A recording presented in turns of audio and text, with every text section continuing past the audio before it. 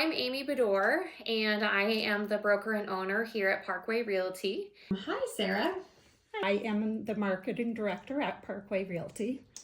My name is Tony Hayden. My name is Denise Bigelow.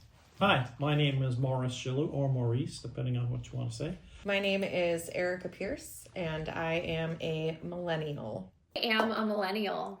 And I am a Gen X. I'm a Gen Xer. I am Gen X. I'm a baby boomer. Our first home in 1994 outside of the Atlanta, Georgia area. In 2010, Two of us built our house. Each week we would take our paychecks and put it into building supplies. 1999. I bought my first house in 1972, which actually was an investment property, an apartment house on Maple Street. I bought my first home in 2009 right here in St. John's Ferry. actually, when we were house hunting, we didn't even have smartphones yet. I didn't personally, but we were on our laptops and we would scroll Zillow and Realtor.com. The first house we purchased was actually was a drive-by. We saw a sign going up and we immediately called the listing agency of that property, which happened to be Morris Shillue and Parkway Realty. So I had a best friend's mother was a real estate agent, and I just used her, and she did all the work. I didn't use the computer, didn't do any of that. She did it all for me. We house shop. We basically drove around looking for road signs. We ended up purchasing a mobile home in a park and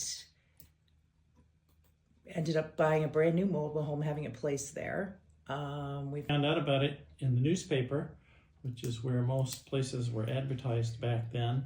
Be through the local newspaper. The Caledonian Record was where most ads were found. Back then, homes were advertised in newspapers, road signs, word of mouth. I house shopped using the internet, looking online, using Zillow, and a family friend was a realtor, so we utilized her. Budget was the deciding factor. The location attractive. It was a really neat and tidy park with pool, and so it was, family friendly, so that kind of was attracted to us. Price and whether or not it had a garage. The things that appealed to me were that it was income producing, and the price, it was cheap, and there was owner financing, so all three of those things were factors.